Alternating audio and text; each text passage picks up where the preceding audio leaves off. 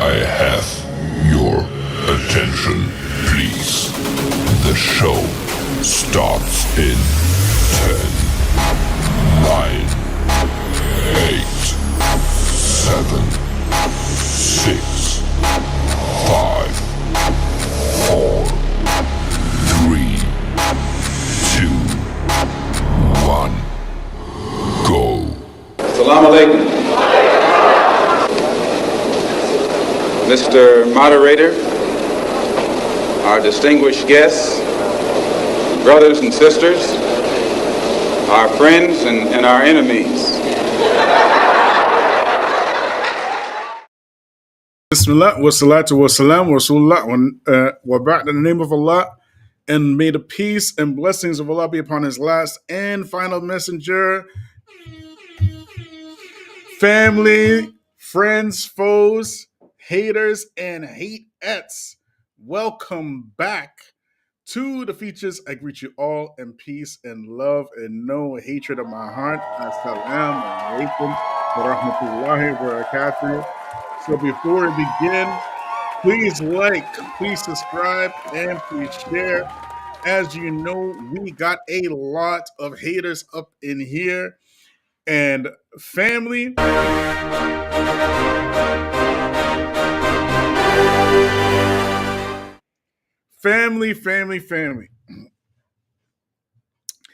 You know, we've been talking about how we have been staying away from talking about the wider Muslim social media moguls.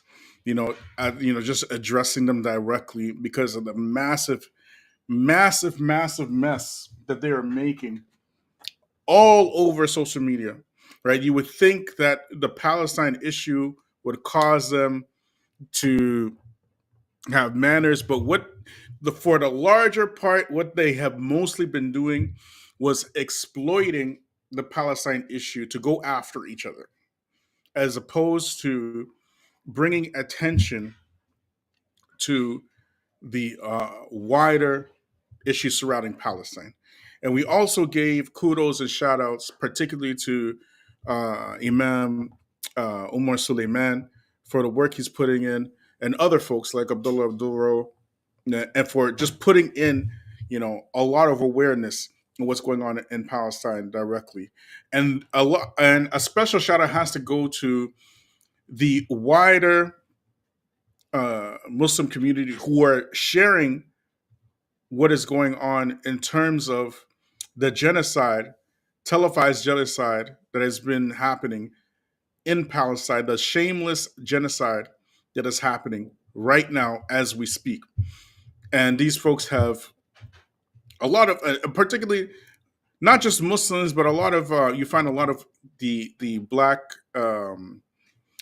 social media and influencers are posting a lot of the Palestine issues as well, like all over the place, right? Particularly Sean King, right? They're doing a great job of bringing attention to this issue, which is galvanizing the entire world in support, like never seen before, of the Palestinians.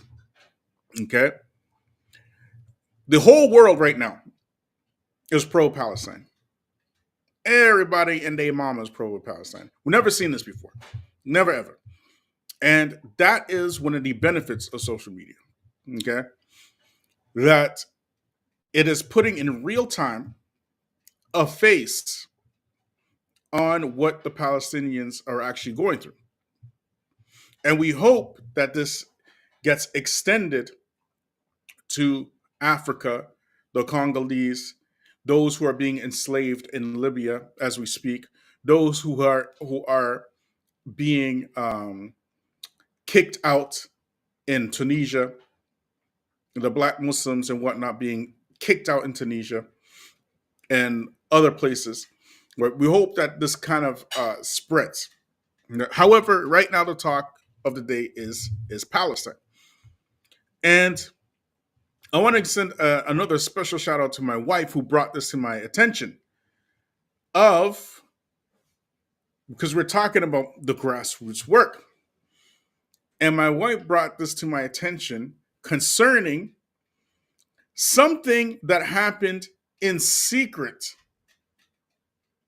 in Canada, which caused a huge shift in the geopolitical um, landscape with regards to support for Israel and support for the United States.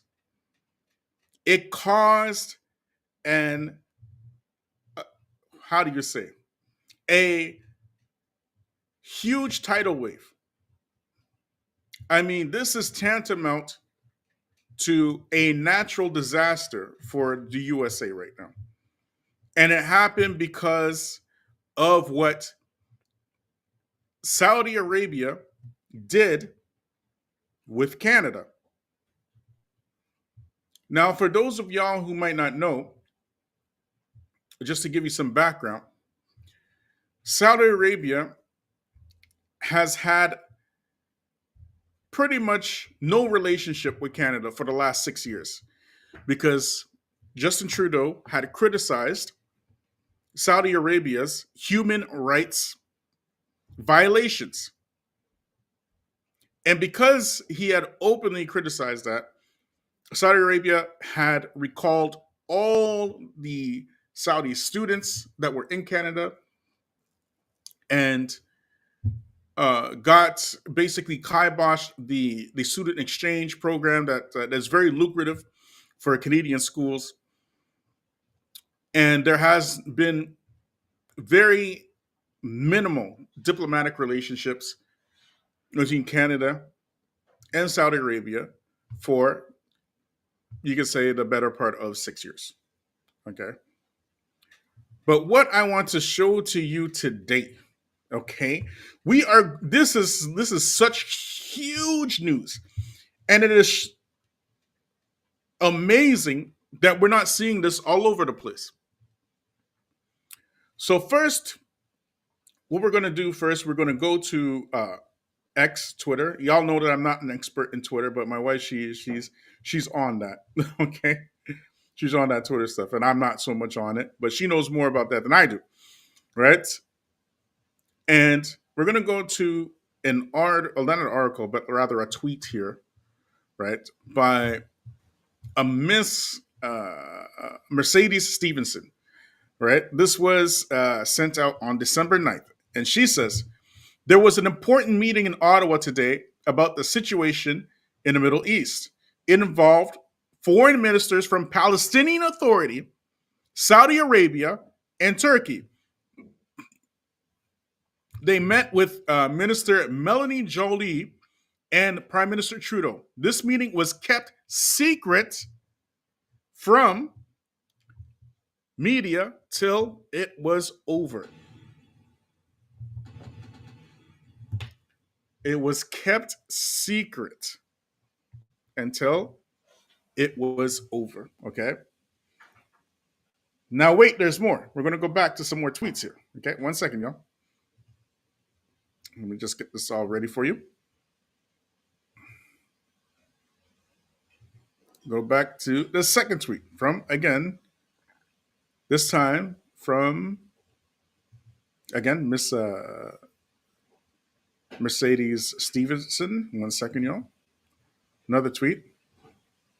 Okay. Says, the visiting delegation of ministers refers to this group as the Arab Islamic Extraordinary Summit.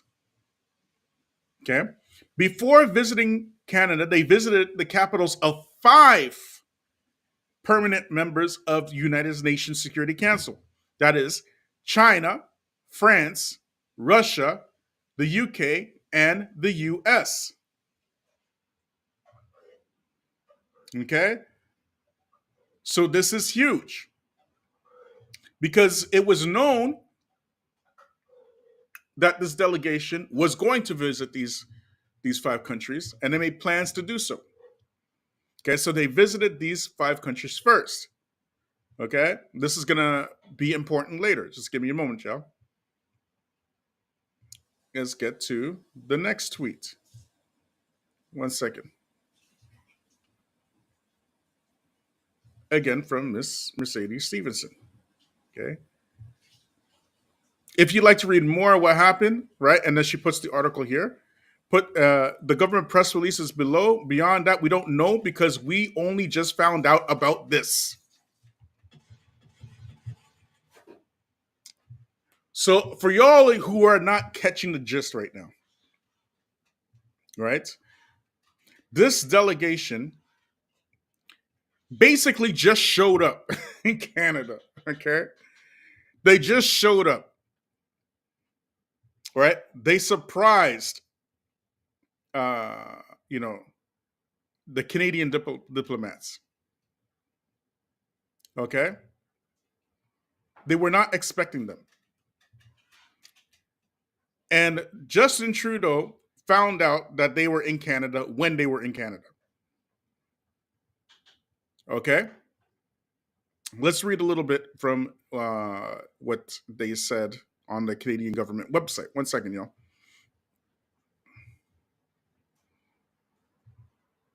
So, Minister Jolie hosts meeting in Ottawa with the Ministerial Committee of the Arab Islamic Extraordinary Summit. Who's the Arab Islamic Extraordinary Summit again? The members are members from uh, Saudi Arabia, Turkey, and Palestine. Okay. The Honorable Melanie Jolie, Minister of Foreign Affairs, hosted a meeting in Ottawa with delegation of foreign ministers from Saudi Arabia, Turkey, and Palestinian Authority to discuss the ongoing conflict between Israel and Hamas and a path toward lasting peace in the region. Okay. Visiting foreign ministers traveled to Ottawa as representatives in the Ministerial Committee of the Joint Arab Islamic Extraordinary Summit. Their trip to Ottawa followed their visits from capitals for 5 permanent members of the United Nations Security Council.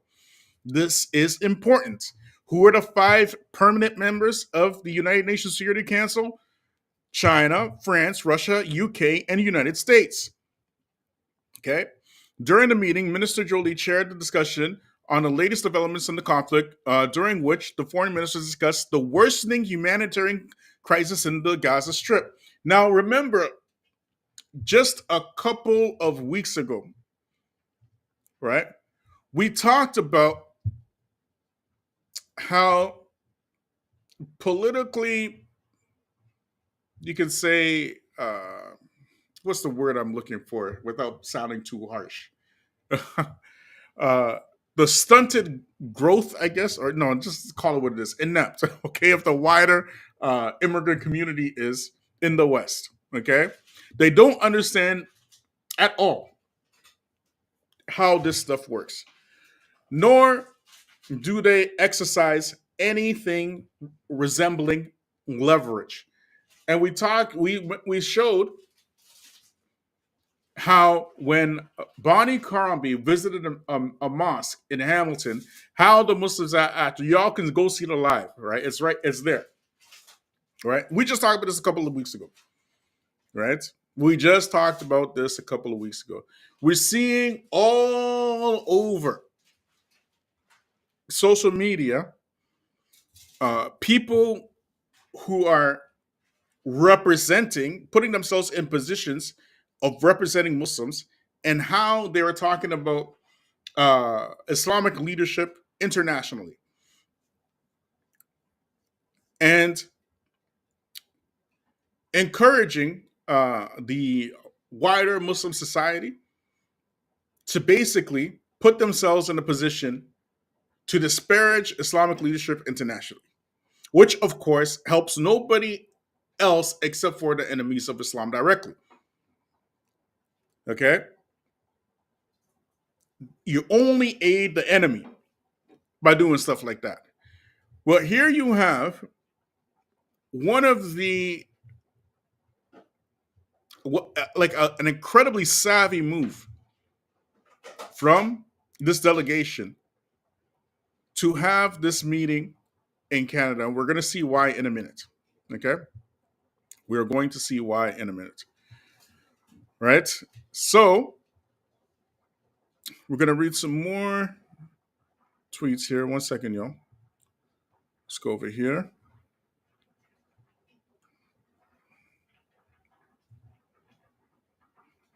So this is the Minister of Foreign Affairs, Melanie Jolie, right, where she says, I welcome the counterparts from Saudi Arabia, Turkey, and the Palestinian Authority to Canada for an important discussion on the humanity crisis in Gaza and a path towards lasting peace in the Mideast with the Palestinian state living side by side with Israel. Okay? Right? And then they have the, this is like the aftermath, the photo op. Okay? So here's Minister Melanie Jolie, right? This is the Saudi delegation. This is the Turkish delegation. This is the Palestinian Authority delegation here. Okay, so let's go over here. There they are again. Okay. That's the Prime Minister of Canada, Justin Trudeau, Melanie Jolie, and the delegation, right? Okay, and there they are again. All right, so that's the photo op. Okay, that happened December 9th. Okay, just a couple of days ago that happened. December 9th, that happened. Okay? So why do we care? Why is this such a bombshell? Do you know why this is such a bombshell? I'm going to show you why this is such a bombshell. Okay? December 9th, that happened. Okay? Let's go to Justin Trudeau's Twitter for a minute before we get into that. Let's go to Justin Trudeau. And Justin Trudeau, same thing. He's doing his photo op now. Okay? All right, so why is this important, family? You know why? Do you know why this is important? I'm going to tell you.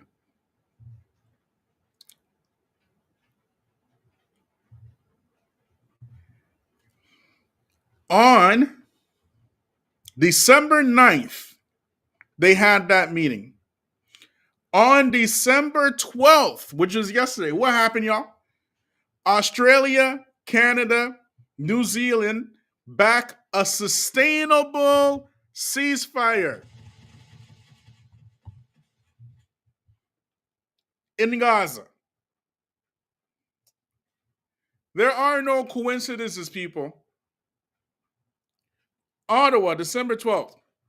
Canada, Australia, and New Zealand on Tuesday backed an urgent international efforts towards a sustainable ceasefire in Gaza in a coordinated show of concern shortly after the U.S. warned Israel of declining support over its military campaign.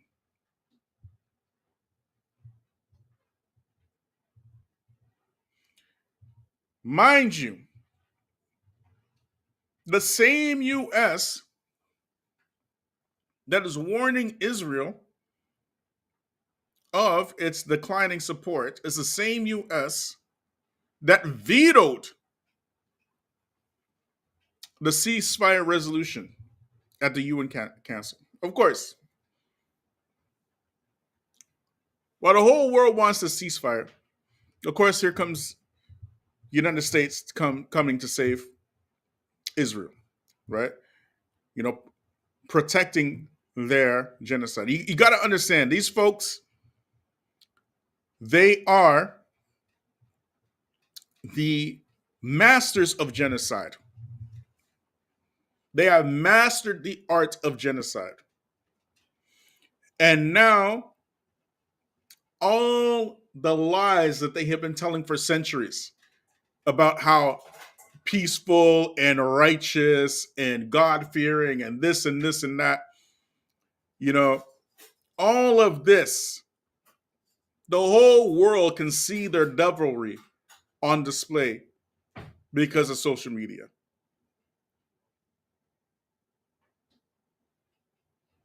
Ain't nobody fitting to support Israel in their genocide. Nobody, right? And people who do support Israel in genocide, it is very clear that their wickedness is on full display. Their horns are popping through their wigs and their skull caps and stuff. Let's keep reading, yo.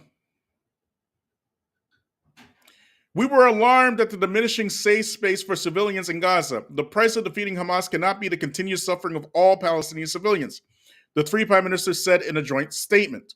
Okay? Mind you, it was only 3 days after that this delegation came that they changed up, they switched up. A ceasefire cannot be one-sided, and Hamas must release all hostages and stop using Palestinian civilians as human shields, they added.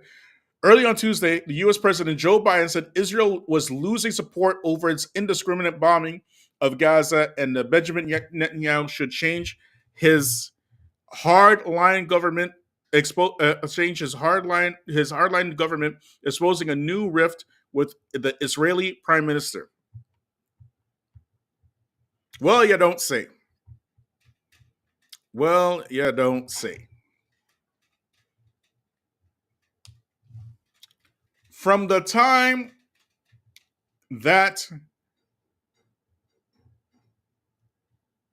pictures and videos on social media were being put out, they lost the support from that very day.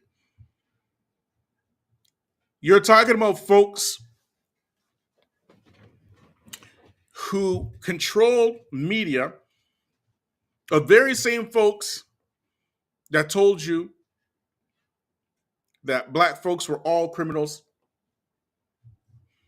the very same folks that told you that weapons of mass destruction, these are the same folks that have been telling you for 75 years that Palestinians were terrorists and stuff. And now we get to see who the terrorists really are. And still, the same players were under pressure by Israeli lobbies to keep the ruse going. And the whole world was looking at them like this.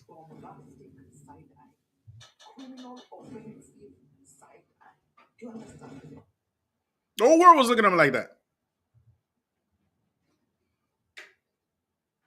Ain't nobody was fitting to support them. So now, let's keep reading, y'all. 1 second.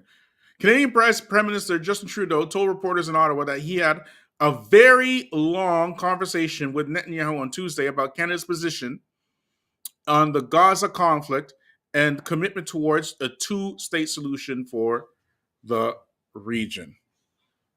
Oh my God! When was Tuesday, y'all? Tuesday was the 11th. Okay? So 2 days after they meet with that delegation, Justin Trudeau now, he starts expressing a different tune. Trudeau has consistently said Israel has the right to defend itself after the deadly rampage by Hamas on southern Israel on October 7th. But as the death toll and retaliatory action in Gaza has mounted, he has gradually hardened his tone.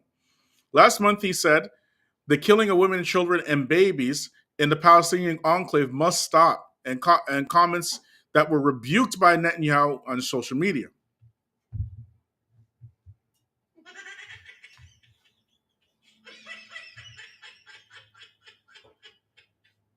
Ain't nobody paying attention to no Netanyahu.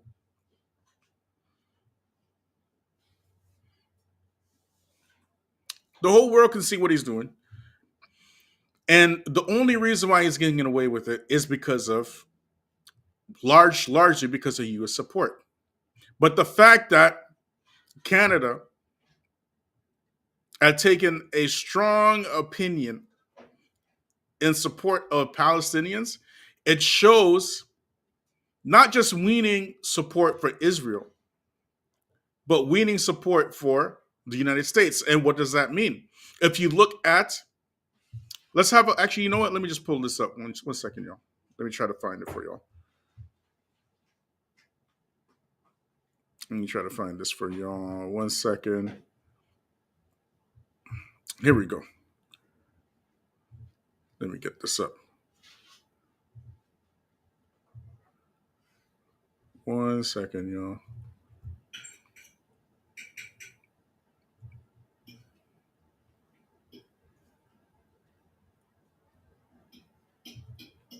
I'm going to show y'all something. Okay? KFC thinks that it's cap. Don't think these folks didn't know what was going on in Israel all these years. They knew. They knew very well what was happening. They are not shocked. They are not surprised. They are mostly under pressure. Okay, so Canada's voting record at the United Nations faces scrutiny as Israel-Hamas war intensifies. Okay, this was put out November 18th.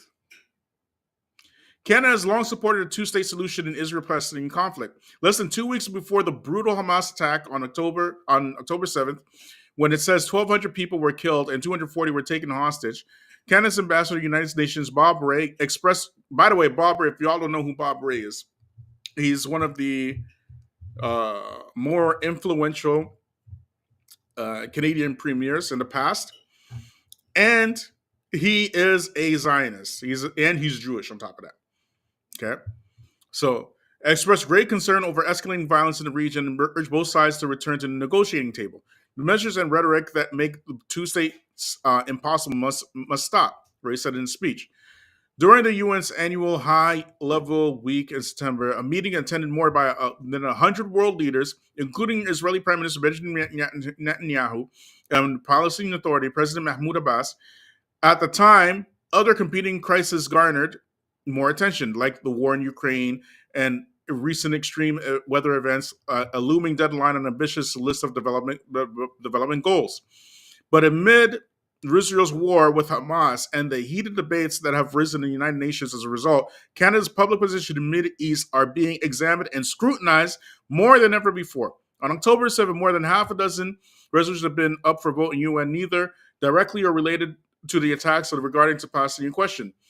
Canada abstained from crucial UN vote. Canada has positioned itself very unambiguously pro-Israel in these contexts, said Michael Maniluk, an assistant professor at Norman Paterson School of Internal Affairs at the Carleton University in Ottawa. He co-authored 2023 report examined Canada's role in the United Nations. For those, and we covered this as well, that's when Stephen Harper was Prime Minister of Canada. He went so pro-Israel, right? So pro-Israel that these guys even made a statue of him and everything, right? They weren't messing around. They made a whole statue, or they made a whole building, right, in honor of Stephen Harper. Not a statue, a building, okay? A building for a Canadian Prime Minister. Y'all hearing me? Oh my God.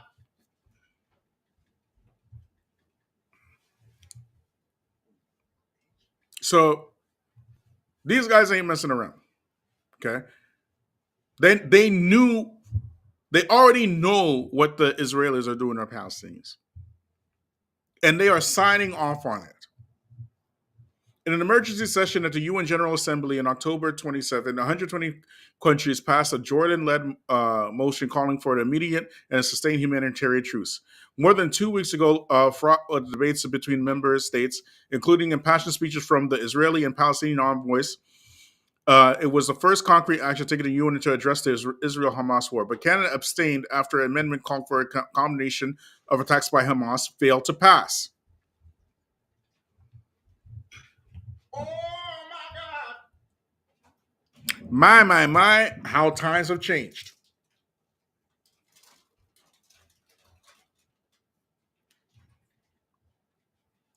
In an explanation of vote, Rae said in assembly that he had an obligation to name Hamas, and that the Canadian amendment brings balance to the resolution. The names what must be named, and what we're proposing is factual and it's fair. These people, man, these guys are such devils, bro. These guys are such demons, man. You see, this is why we keep telling y'all, when these folks demand that you condemn, you always say you first. Always say you first. Because these ones are always the ones that are making the conditions of violence and massacre and oppression rife, just to turn around when the people fight against their oppression, to turn around to call the people fighting against their oppression terrorists. And then they want to come and call you to go and condemn them.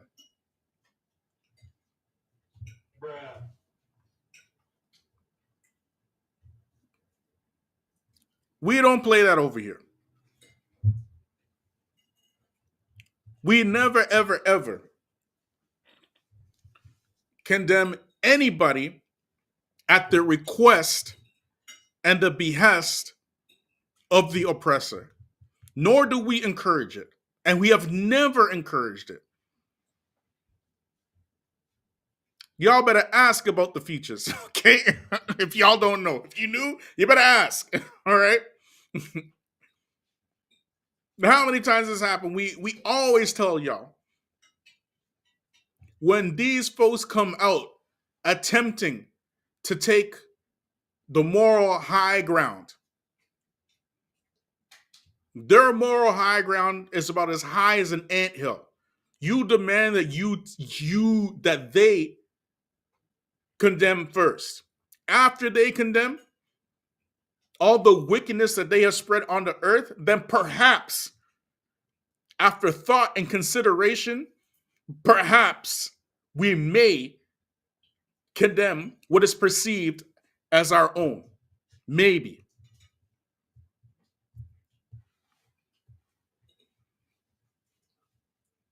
With concern to Hamas, I've always said I'm not a fan of Hamas. And I'm not a fan of Hamas. I'm not. If I was going to condemn Hamas, I would condemn them by saying, yes, I condemn Hamas for being funded and founded by the same Zionist Jews who are using them up until this day to carry out their usurping of Palestinian land. That's how I condemn them, just like that.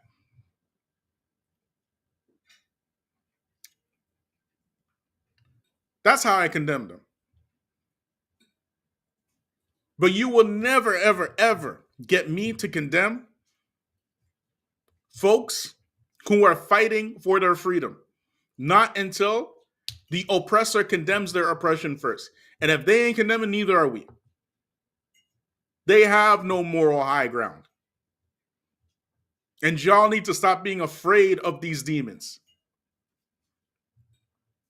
Let's keep reading, y'all.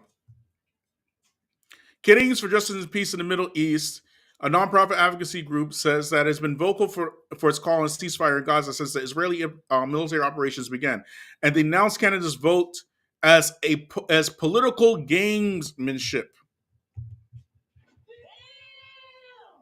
It's a total abandonment of any pretense of concern for human rights and international law, said Michael Bucher and the group's vice president. You see, we said already that when some of your black grassroots heads, you could say figureheads, or I don't know how you call them, like your social media figureheads, the black grassroots figureheads, were saying that we should take a neutral stance on the Palestinian-Israel affair. We said this is not possible. Neutrality is not possible with this issue. Right? If you want to remain silent, we have no problem with that. If you want to remain silent, you don't want to talk about it. You're not fitting to lose your job or your employment over what's going on in Israel and in Palestine. Right? We understand that. We get that. But to say that we are not taking a side, how are you going to say that? Like how? When you're out here talking about reparations, and your reparations right now, all your reparations money right now is building up rubble to bury Palestinian men, women, and children and babies. That's your reparations money. Each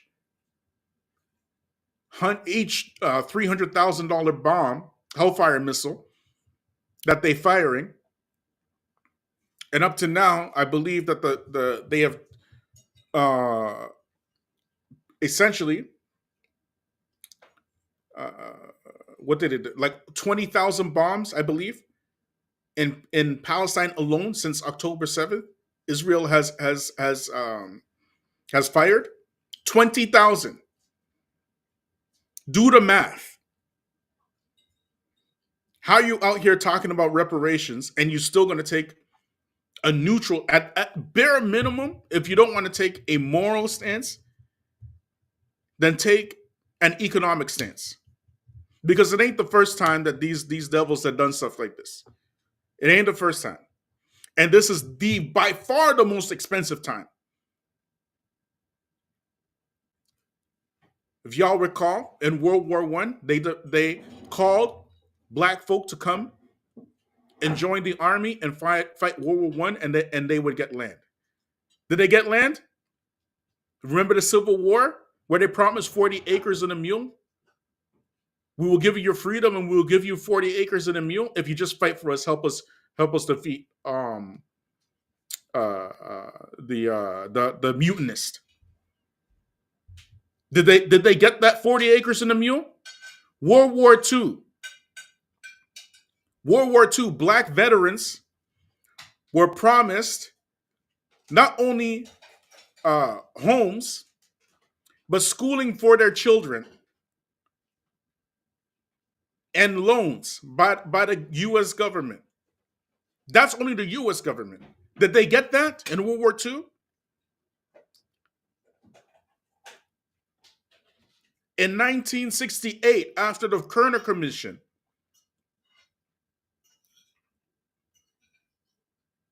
when the commission was finished, and they said that the reason why black folks were rioting and burning down the country is because America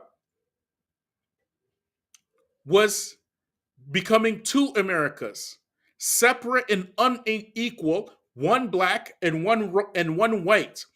And the only way to rectify the situation was to repair, i.e., reparations for black people.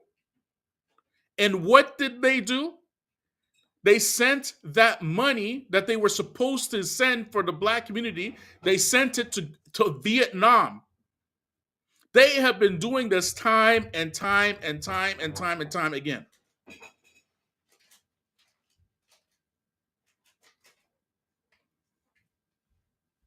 The war on drugs. In the 1980s, under the Reagan administration, when Ronald Reagan knew that he would not get Congress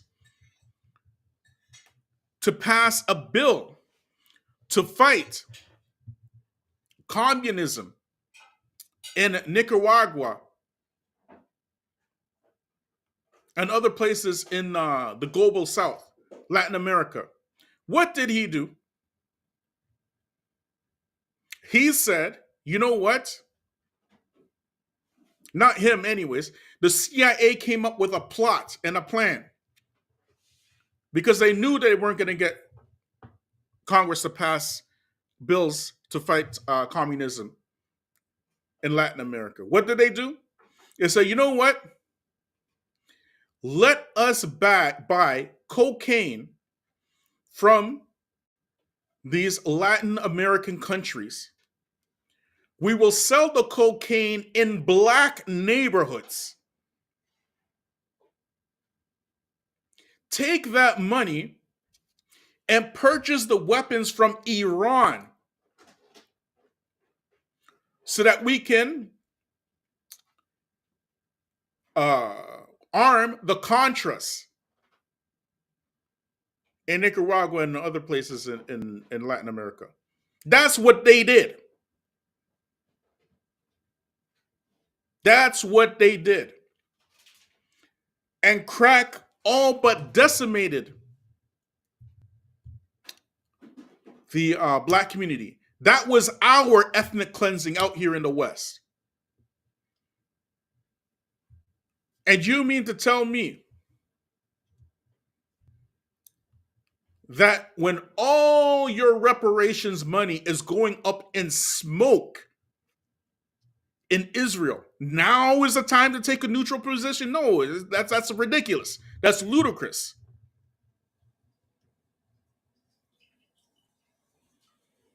That's absolutely ludicrous. Oh, those folks, they ain't ever helped us. You know, we know Palestinians that sold pork and loose cigarettes and alcohol. All this is true, by the way. It's true. It is true, right? Palestinian Americans in the 70s, just like anything else, everybody else came and they found the American dream profiting off of the black community. That's where they found it, selling drugs and pork and loose cigarettes and blunts and all kind of stuff in the black community. Was that the fault of the Palestinians, or was that typical U.S. policy for black folk, which continues up until this very day?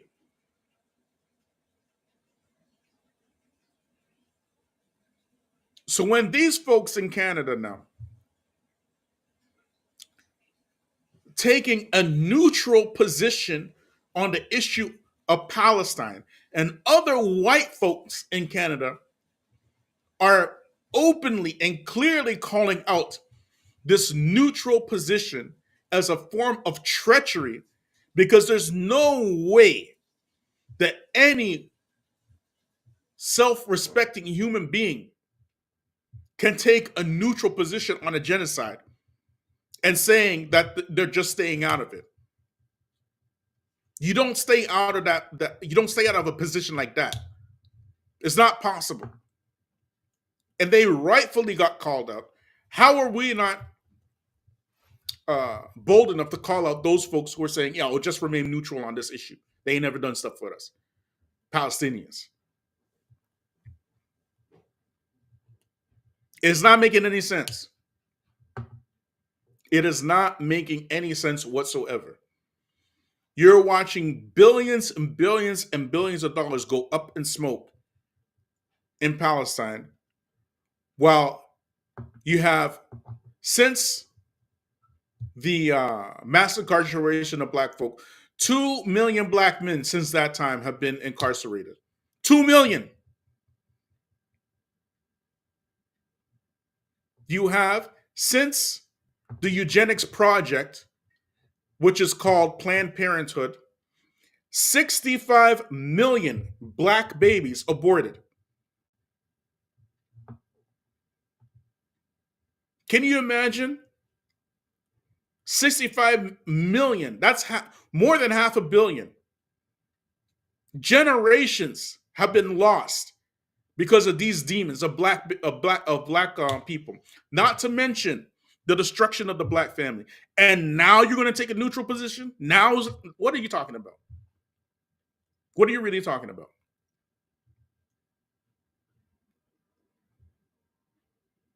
It's not making sense.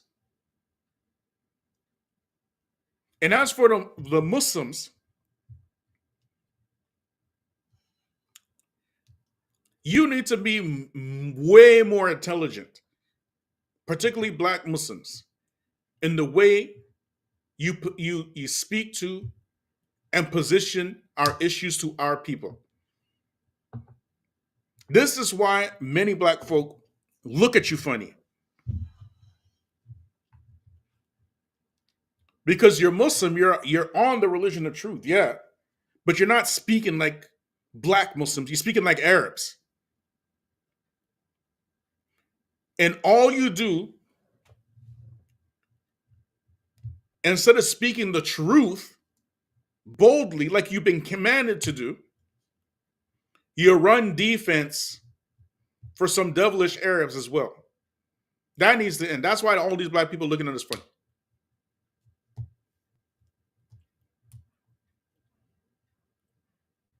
You out here making excuses for some demon Arabs. Like, why are you doing that?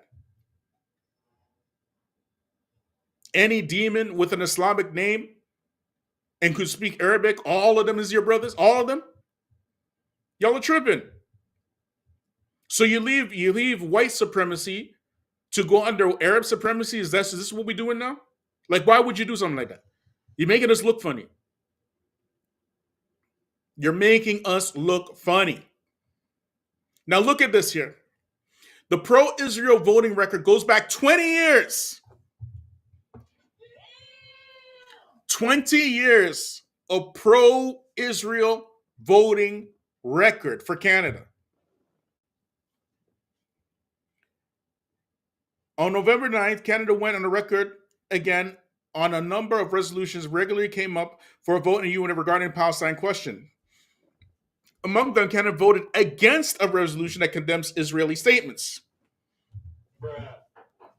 You can't make this stuff up. It sided with just six other countries, including Israel, Hungary, the United States, three small island nations that depend on American support. This is why we keep telling y'all, particularly the immigrant Muslims who think they know better than us. And all you're doing is messing up your own reputation. We don't even have to tell y'all. We don't have to tell y'all nothing. Right? And it's getting to the point that we don't even want to be associated with y'all because you yourself, you're going to mess it up for all the Muslims, and then we are going to be blocked in with y'all. Right? We keep telling y'all that the Israel issue is a bipartisan issue. Ain't got nothing to do with no Justin Trudeau. Whoever is going to be prime minister of Canada, they're going to side with Israel. And for the first time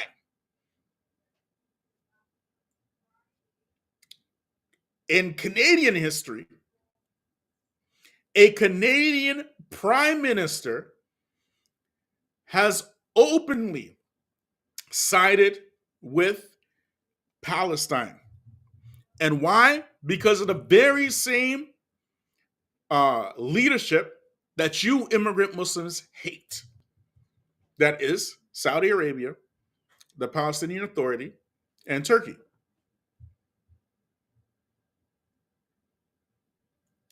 Which goes to show a massive shift in global power towards BRICS nations. BRICS nations, that'll be Brazil, Russia, India, China, and South Africa, and all the nations on that side.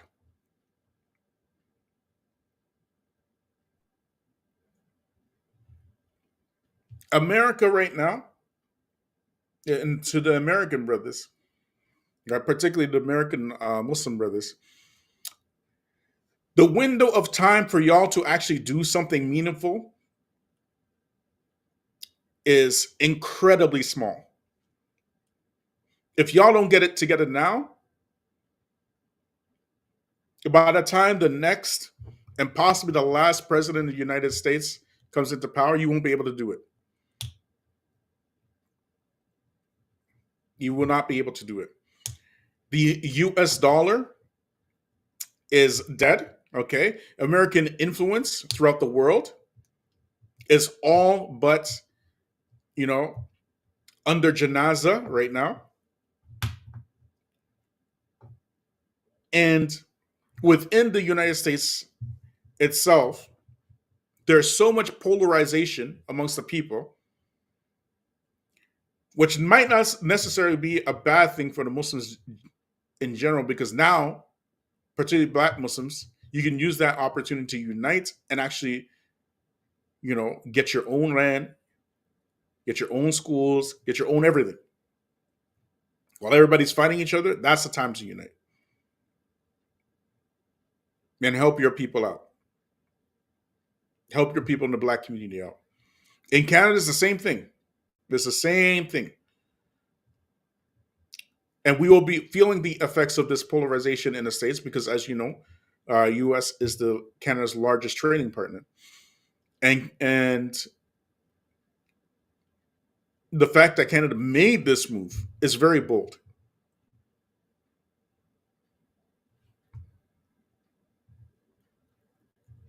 It is very, very bold.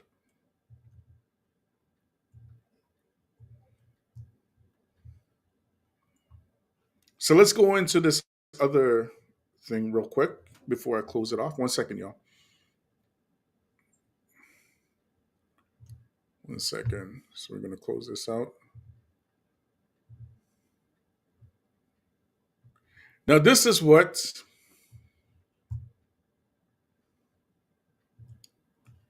the Saudi Gazette put out. Look at here.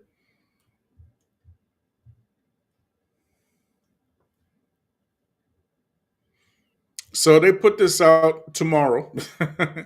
You got to remember, Saudi, they're ahead of us, right? So they're ahead of us in the. So it's actually today, but for them it's tomorrow. It's Thursday, but for us it's Wednesday.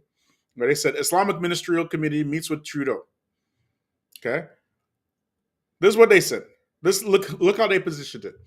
Members of the ministerial committee appointed by the Riyadh-hosted Joint Arab Islamic Historic Summit and led by Saudi Foreign Minister Prince Faisal bin Farhan convened for an official meeting in Ottawa on Saturday with Canadian Prime Minister Justin Trudeau. Okay. Present at the meeting was Palestinian Foreign Minister expatriates Riyad al-Maliki and Turkish Minister of Foreign Affairs Hakan Fidan. Okay. The focus of the discussion centered on rapidly unfolding events concerning developments in Gaza Strip, particularly the military escalation against unarmed civilians. Okay. They couldn't see this is what they said they were talking about. They did this on, again, remember we said that on December 9th. That's when they visited. December 12th, Canada was saying we need a ceasefire.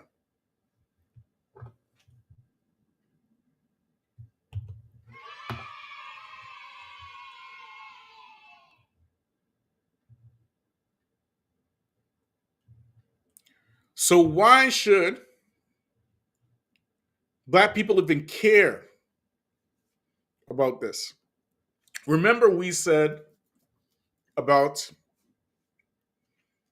the end of the USD. The USD is already finished, anyways. To be honest, but they're finished. The USD is done.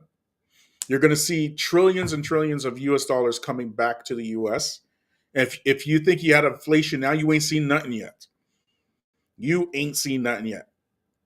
Wait till those dollars start coming back to the US. Okay. But why should Black people care about this? Recently, let me try to pull it up here. 1 second.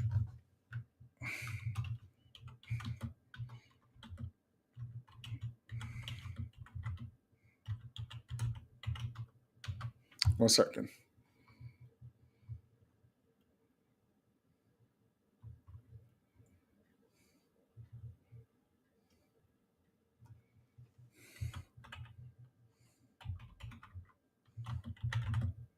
I'm trying to find this for y'all. 1 second. I should have pulled this up first. There we go.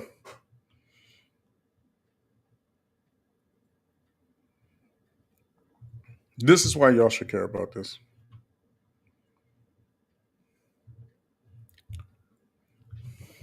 One second, y'all.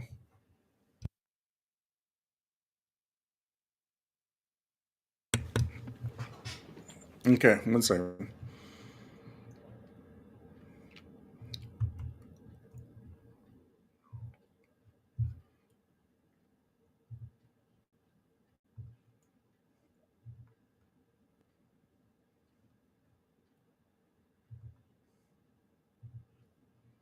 Saudi Arabia signs deal worth over 500 million with African nations.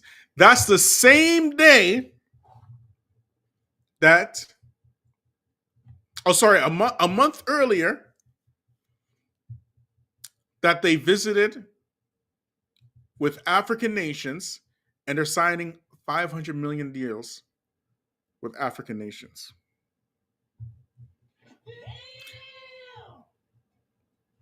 Now you got to remember that African nations are seeking uh, children, descendants of slavery, to go back to Africa, particularly Ghana, Rwanda, and now you have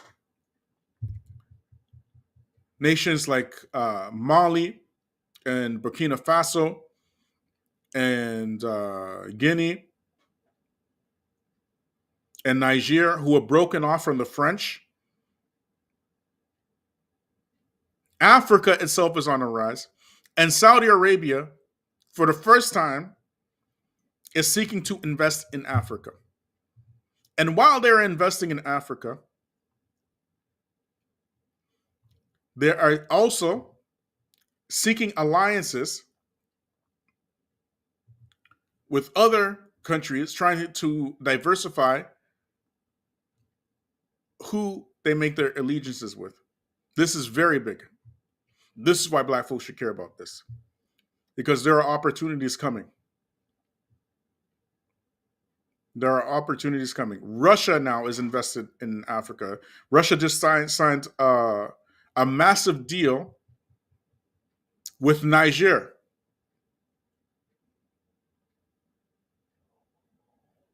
for, if I'm not mistaken, for uranium.